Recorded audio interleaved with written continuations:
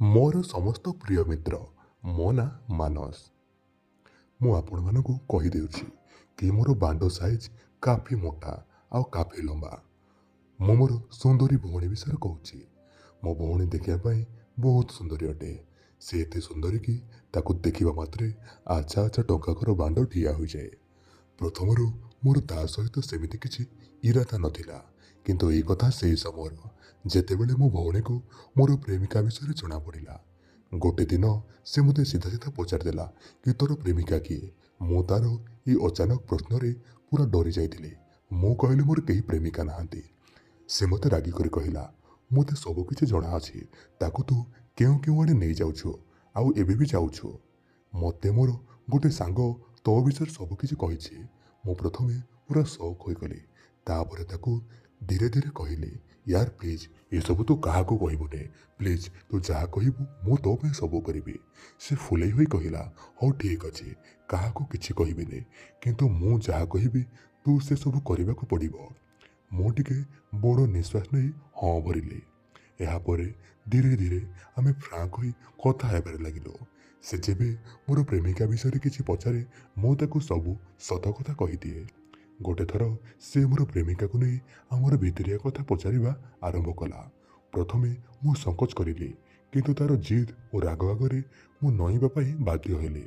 ଆଉ ତାକୁ ମୋର ଗିହାଗିହି ସମ୍ପର୍କ ବିଷୟରେ କହିଲି। ମୁଁ ତାକୁ ସବୁ କଥା କହିଲି।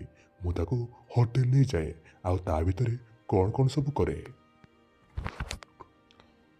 ପ୍ରଥମ ଦିନ ତ ସେ ମୋତେ ବେଶୀ କିଛି ପଚାରିଲା ନାହିଁ, କିନ୍ତୁ ତାର ହାବଭାବ କହୁଥିଲା ସେ ଆମର ପୁରା କାହାଣୀକୁ ଶୁଣିବାକୁ ଚାହୁଁଥିଲା।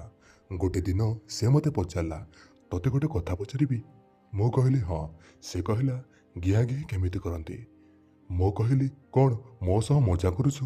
ତୋତେ ତ ସବୁ କିଛି ଜଣା। ସେ କହିଲା, ସତରେ ମୋତେ କିଛି ଜଣା ନାହିଁ, ପ୍ଲିଜ୍ କହନା ମୋ ରାଣ, ସତରେ ମୁଁ କିଛି ଜାଣିନାହିଁ। ମୁଁ ତାକୁ କହିଲି, ହଉ ଶୁଣ ମୁଁ କହୁଛି। ସେ ଏକଦମ ମୋ ପାଖକୁ ଲାଗିକରି ବସିଗଲା। ମୁଁ ତାକୁ କହିଲି, ଯେବେ ଫାର୍ଷ୍ଟ ଟାଇମ୍ ହୁଏ ନା, ଝିଅମାନଙ୍କୁ ବହୁତ କଷ୍ଟ ହୁଏ ଆଉ ରକ୍ତ ବି ବାହାରେ। ସେ ମୋର ପ୍ରତିଟି ଶବ୍ଦକୁ ଧ୍ୟାନର ସହ ଶୁଣୁଥିଲା। ମଝିରେ ମଝିରେ ସେ ମୋତେ ପ୍ରଶ୍ନ ବି ପଚାରୁଥିଲା କି ଯେତେବେଳେ କଷ୍ଟ ଲାଗେ କ'ଣ କରିବାକୁ ପଡ଼େ। ମୁଁ କହିଲି, ଅଟକି ଯାଇ ଟିକେ ପ୍ରେମ କରିବାକୁ ହୁଏ, ଆଉ ଚୁମା ଦେବାକୁ ହୁଏ, ଆଉ ଚିପାଚିପି ବି କରିବାକୁ ହୁଏ। ସେ କହିଲା, କ'ଣ ଚିପାଚିପି କରିବାକୁ ପଡ଼େ? ମୁଁ ପ୍ରଥମେ ତାକୁ କ'ଣ କହିବି ବୋଲି ଭାବିଲି, କିନ୍ତୁ ସେ ମୋ ଜଙ୍ଘ ଉପରେ ହାତ ରଖି ମୋତେ ଉସ୍କେଇଲା ଆଉ କହିଲା, କହନା କ'ଣ ଚିପିବାକୁ ପଡ଼େ। ମୁଁ ତାକୁ ସଫା ସଫା କହିଦେଲି, ଟକିଙ୍କର ଦୁଧକୁ ଚିପିବାକୁ ପଡ଼େ, ତାର ଭଣ୍ଡିକୁ ପାଟିରେ ପୁରେଇ ଚଷିବାକୁ ପଡ଼େ, ତେବେ ଯାଇ ଟୋକି କଷ୍ଟରୁ ଆରାମ ପାଏ ଆଉ ତାପରେ ନେକ୍ସଟ ସଟ୍ ଆରମ୍ଭ ହୋଇଯାଏ। ସେ ହସିକରି କହିଲା, ନେକ୍ସଟ ସଟ୍ ମାନେ କ'ଣ? କ'ଣ କିଛି ସୁଟିଂ ହୁଏ ନା କ'ଣ? ମୁଁ ତାକୁ କହିଲି, ନା ବେ, ତାର ତଳକୁ ସଟ୍ ମାରିବା କଥା ମୁଁ କହୁଛି। ଏବେ ସେ ରହି ଥଙ୍ଗେଇ କହିଲା, ମାନେ ଭାଜିନାରେ ସେଇ ସଟ୍ ତ? ମୁଁ କହିଲି, ଠିକ୍ ଧରିଛୁ। ସେ ହସି ଦେଇ ମୋତେ କୁଣ୍ଢେଇ ଧରିଲା। ତାର ଦୁଧ ଦୁଇଟା ମୋ ଦେହରେ ଘଷି ହେବାର ସୁଖ ମୋତେ ସେହି ସମୟରେ ମିଳୁଥିଲା। ମୁଁ ତାକୁ ଧୀରେ ଧୀରେ ବହୁତ କଥା କହିଲି, ଯେଉଁଥିରେ ସେ ଗରମ ହେବାକୁ ଲାଗିଲା। ତାପରେ କିଛି ସମୟ ପରେ କହିଲା, ଗୋଟେ ମିନିଟ୍ ରହ, ମୁଁ ଶୁଶୁ କରି ଆସୁଛି। ସେ ଗାଧୁଆ ଘରକୁ ଚାଲିଗଲା। କିଛି ମିନିଟ୍ ପରେ ଆସି ମୋ ପାଖରେ ବସିଲା। ଆମେ ଦୁଇଜଣ ମଜାରେ ମଜାରେ ଗିହାଗିହି ବିଷୟରେ କଥା ହେଉଥିଲୁ। ତା ସହିତ ଏମିତି କିଛି ଦିନ ଗିହାଗିହି ବିଷୟରେ କଥା ହୋଇ ବିତିଗଲା। ଆମେ ଦୁଇଜଣ ଏବେ ବାଣ୍ଡ ବିୟା ଓ ଗିହିବା ଶବ୍ଦକୁ ଖୋଲାଖୋଲି ବିନା ସଂକୋଚରେ ବ୍ୟବହାର କରିବାରେ ଲାଗିଥିଲୁ। ସେ ମୋ ଆଗରେ ଢିଲା ଗଳା ଟପ୍ ପିନ୍ଧି ବସିଯାଏ ଆଉ ମଝିରେ ମଝିରେ ତାର ଦୁଧକୁ ଦେଖେଇ କୁହେ, ମୋର ବି ମସ୍ତ ହୋଇଛି, ଦେଖ ନା। ତାର ଏଇ କଥାରେ ମୋର ଇଚ୍ଛା ହୁଏ ତାକୁ ପକେଇ ଗିହି ଦେବାକୁ। ତା ଇଚ୍ଛା ପାଇଁ ମୁଁ ତା ଦୁଧକୁ ଦେଖିବାକୁ ଲାଗେ। ଗୋଟେ ଦିନ ମୁଁ ତା ଆଗରେ ମୋର ବାଣ୍ଡକୁ ହିଟ୍ ହୋଇଥିବାର ଦେଖେଇଲି। ସେ ମୋର ବାଣ୍ଡ ଉପରେ ହାତ ରଖି କହିଲା, କ'ଣ ବାଣ୍ଡରେ ନିଆଁ ଲାଗିଯାଇଛି? ସେଦିନ ମୁଁ ତାର ଦୁଧକୁ ଚିପି କହିଦେଇଥିଲି, ହଁ ରେ, ଏବେ ୟାକୁ ଗୋଟେ ବିୟା ଦରକାର। ଏହିପରି ଭାବେ ଆମେ ଦୁଇଜଣଙ୍କ ଭିତରେ ଗିହାଗିହିର କଥା ଆଗକୁ ବଢ଼ିବାକୁ ଲାଗିଥିଲା। କେବଳ ଗିହାଗିହି ହବା ବାକି ଥିଲା। ଗୋଟେ ଦିନ ଘରେ ସମସ୍ତେ ବାହାରକୁ ଯାଇଥିଲେ। ଘରେ କେବଳ ମୁଁ ଓ ମୋର ଭଉଣୀ ଥିଲୁ। ମୁଁ ବସି ମୋ ଫୋନରେ ଗିହା ଭିଡ଼ିଓ ଦେଖୁଥିଲି। ସେ ଭିତରେ ରୋଷେଇ କରୁଥିଲା। ସେ ଅଚାନକ ରୁମ୍ ଭିତରକୁ ଚାଲି ଆସିଲା ଆଉ ମୋ ଫୋନକୁ ଓଲଟେଇକି ରଖିଦେଲି। ସେ କହିଲା, କାହା ସହ କଥା ହେଉଥିଲୁ? ମୁଁ କହିଲି କାହା ସହ ବି ନୁହେଁ। ସେ ମୋର ଫୋନ୍କୁ ଉଠେଇଦେଲା ଆଉ ସେ ଭିଡ଼ିଓକୁ ଦେଖି କହିଲା, ବଦମାସ, ମୋ ଠାରୁ କ'ଣ ଲୁଚେଇ ରଖୁଛୁ? ମୁଁ କିଛି କହିଲିନି ଆଉ ସେ ଭିଡ଼ିଓ ଦେଖିବାକୁ ଲାଗିଲା ଆଉ ସେ ବଡ଼ ବାଣ୍ଡ ଦେଖି ରହିଗଲା। ତାପରେ ସେ ମୋ ପାଖରେ ବସି କହିଲା, ଆରେ ଦେଖ ନା, ଆମେ ସାଙ୍ଗ ହୋଇ ଭିଡ଼ିଓ ଦେଖିବାକୁ ଲାଗିଲୁ। କିଛି ସମୟ ପରେ ମୋର ମୁଡ୍ ହେବାକୁ ଲାଗିଲା। ମୁଁ ତାକୁ କହିଲି, ତୁ ଯଦି ଖରାପ ନ ଭାବିବୁ ମୁଁ ତୋତେ ଗୋଟେ କଥା କହିବି। ସେ କହିଲା, ହଁ କହ। ମୁଁ କହିଲି, ଆଜି ତୋର ବିଆ ମୋତେ ଦେଖା। ସେ କହିଲା, ଆମେ ଦୁଇଜଣ ଭାଇ ଭଉଣୀ। ମୁଁ କହିଲି, ଆରେ ଆଜିକାଲି ଏସବୁ ସମସ୍ତେ କରୁଛନ୍ତି। ମୁଁ ଟିକେ ଜିଦ୍ କରିବାରୁ ସେ ରାଜି ହୋଇଗଲା। ସେ ତାର ଜିନ୍ସ ଓ ଚଡ଼ିକୁ ଖୋଲିଲା। ବନ୍ଧୁମାନେ ଆଉ କ'ଣ କହିବେ, ମୁଁ ତ ତାକୁ ସେମିତି ଚାହିଁ ରହିଥିଲି। ତା ବିଆରେ ଗୋଲ୍ଡେନ ବାଳ ଥିଲା। ମୁଁ କଣ୍ଟ୍ରୋଲ ବାହାରେ ହୋଇଗଲି।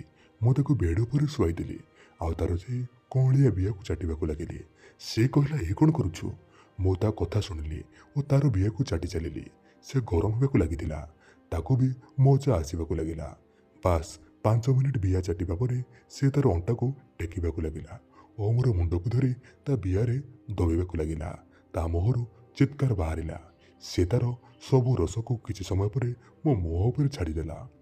ଏହାପରେ ଆମେ ଦୁଇଜଣ ଜଣେ ଜଣକୁ ଚୁମାଚାଟି କରିବାକୁ ଲାଗିଲୁ। କିଛି ସମୟ ପରେ କାମ କଥା ଆହୁରି ବଢ଼ିଗଲା। ମୁଁ ମୋର ବାଣ୍ଡକୁ ବାହାର କଲି। ସେ ମୋର ବାଣ୍ଡକୁ ଆଖି ପତା ନ ପକେଇ ଚାହିଁ ରହିଲା ଆଉ କହିଲା, ଏଇ ତ ଭିଡ଼ିଓରେ ଥିବା ବାଣ୍ଡ ପରିକା ଲମ୍ବା ଓ ମୋଟା ହୋଇଛି। ମୁଁ ତାକୁ ବାଣ୍ଡକୁ ଚଷିବାକୁ କହିଲି। ସେ ମନା କଲା, କିନ୍ତୁ ମୁଁ ବାରମ୍ବାର କହିବାରୁ ସେ ମୋ ବାଣ୍ଡକୁ ନେଇ ପାଟିରେ ପୁରେଇଲା ଏବଂ ଏବେ ମୁଁ ତାର ମୁଣ୍ଡକୁ ଧରି ବାଣ୍ଡକୁ ଆଗପଛ କରିବାକୁ ଲାଗିଲି। 5ରୁ 6 ମିନିଟ୍ ପରେ ମୁଁ ବି ତା ମୁହଁରେ ଝଡ଼ିଗଲି। ସେ ମାଲକୁ ଖାଇ କହିଲା, ଇଏ କ'ଣ? ମୁଁ କହିଲି, ରାବିଡ଼ି, ତୁ ପିଇଯା। ସେ ମୋର ସବୁ ରସକୁ ପିଇଗଲା। 10 ମିନିଟ୍ ପରେ ମୁଁ ତା ପାଟିରେ ବାଣ୍ଡକୁ ପୁରେଇ ପୁଣି ଠିଆ କଲି। ତାପରେ ମୁଁ ତାକୁ ସିଧା କରିଲି ଆଉ ତା ବିଆରେ ବାଣ୍ଡକୁ ରଖି ଘଷିଲି। ସେ ତା ବିଆ କୋଣରେ ବାଣ୍ଡ ମୁଣ୍ଡିର ଗରମର ମଜା ନେବାକୁ ଲାଗିଲା। କିଛି ସମୟ ପରେ ତା ବିଆ ପୁରା ଓଦା ହୋଇଗଲା। ଏବେ ମୁଁ ଭାବିଲି, ଏଇ ହେଉଛି ଠିକ୍ ମୌକା ତା ବିଆରେ ବାଣ୍ଡ ପୁରେଇବା ପାଇଁ। ତାକୁ ଗେହି ତାର ବିଆର ମଜା ନେବି। ମୁଁ ବାଣ୍ଡରେ ଟିକେ ଛେପ ପକେଇଲି ଆଉ ପୁଣି ଥରେ ବାଣ୍ଡକୁ ବିଆରେ ରଗଡ଼ିବାକୁ ଲାଗିଲି। ମୁଁ ତାର ଗୋଡ଼କୁ ମେଲେଇବା ପାଇଁ କହିଲି। ତାକୁ ମଜା ଆସୁଥିଲା। ସେ ଗୋଡ଼କୁ ପୁରା ମେଲେଇ ଦେଲା। ମୁଁ ତାକୁ କିଛି ନ କହି ଗୋଟେ ଧକ୍କା ମାରିଲି। ତା ବିଆ ଟାଇଟ୍ ହୋଇଥିବାରୁ ଅଳ୍ପ ଟିକେ ବାଣ୍ଡ ପଶିଲା। ସେ ପୁରା ଚିଲେଇ ଉଠିଲା, ବାହାର କର, ବାହାର କର। ମୁଁ ତା କଥା ନ ଶୁଣି ତାକୁ ଚୁମା ଦେବାକୁ ଲାଗିଲି ଆଉ ତାର ଦୁଧକୁ ପାଟିରେ ପୁରେଇ ପିଇବାକୁ ଲାଗିଲି। 5 ମିନିଟ୍ ପରେ ତାର ଦରଜ କମିବାକୁ ଲାଗିଲା। ମୁଁ ଆଉ ଗୋଟେ ଜୋରଦାର ଧକ୍କା ମାରିଲି ଯେ ଏଥର ପୁରା ବାଣ୍ଡ ଭିତରକୁ ଗଳିଗଲା। ସେ ପୁଣି ଥରେ କାନ୍ଦିବାକୁ ଲାଗିଲା ଆଉ ଏଥର ତା ବିଆରୁ ରକ୍ତ ବାହାରିବାକୁ ଲାଗିଲା। ସେ କଷ୍ଟରେ କହୁଥିଲା, ପ୍ଲିଜ୍ ବାହାର କରିବାକୁ। ମୁଁ ତାର କଥାକୁ ଧ୍ୟାନ ନ ଦେଇ ତାକୁ ଚୁମା ଦେଇ ଦେଇ ଆଉ ଦୁଧ ଚିପି ଚିପି ତାର କଷ୍ଟକୁ କମ୍ ହେବା ପରେ ଧୀରେ ଧୀରେ ଘେଇବାକୁ ଲାଗିଲି। ଏବେ ତାକୁ ବି ମଜା ଆସିବାକୁ ଲାଗିଲା। ମୁଁ ମୋର ସ୍ପିଡ଼କୁ ବଢ଼େଇ ଦେଲି ଆଉ ସେ ଚିତ୍କାର କରିବାକୁ ଲାଗିଲା।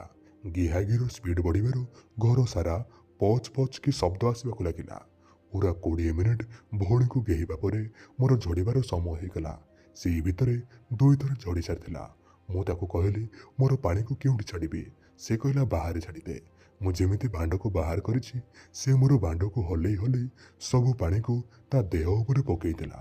ସେଦିନ ପରେ ଆମକୁ ଯେବେ ବି ମୌକା ମିଳେ ଆମେ ଭାଇ ଭଉଣୀ ନିର୍ଦ୍ଧୁମ ଘିଆଘିଇ ହେଉ। ବନ୍ଧୁମାନେ, ଏହା ମୋର କାହାଣୀ ଥିଲା। ଆପଣମାନଙ୍କୁ କେମିତି ଲାଗିଲା କମେଣ୍ଟ ବକ୍ସରେ ନିଶ୍ଚୟ ଜଣାଇବେ। ଆଉ ଯେଉଁମାନେ ନିଜ ଭଉଣୀକୁ ଘେହିଛନ୍ତି କିମ୍ବା ଘେହିବାକୁ ଚାହୁଁଛନ୍ତି ସେମାନେ ବି ଏହି ଭିଡ଼ିଓରେ କମେଣ୍ଟ କରନ୍ତୁ। ମୁଁ ଆପଣମାନଙ୍କୁ ନିଜ ଭଉଣୀକୁ ଘେହିବାରେ ସାହାଯ୍ୟ କରିବି। ସତରେ ନିଜ ଭଉଣୀକୁ ଘେହିବାର ଯେଉଁ ସୁଖ ତାହା ଅନ୍ୟ କାହାକୁ ମଧ୍ୟ ମିଳିବ ନାହିଁ। ଅନ୍ୟ କାହାକୁ ଘେହିଲେ ମଧ୍ୟ ମିଳିବ ନାହିଁ। ଆଜି ପାଇଁ ଏତିକି ରହୁଛି। ଏ କାହାଣୀ ସମ୍ପୂର୍ଣ୍ଣ ଭାବରେ କାଳ୍ପନିକ ଏବଂ ମିଥ୍ୟା ଅଟେ। ଏହା କେବଳ ଆପଣମାନଙ୍କର ମନୋରଞ୍ଜନ ପାଇଁ ଆମେ ତିଆରି କରିଛୁ। ହଁ, କାହାଣୀ ସରିବା ପୂର୍ବରୁ ମୁଁ ଆପଣମାନଙ୍କୁ ମୋ ଭଉଣୀର ନାଁ କହିନାହିଁ। ମୋ ଭଉଣୀର ନାଁ ହେଉଛି ରାଣୀ। ରହୁଛି, ଧନ୍ୟବାଦ।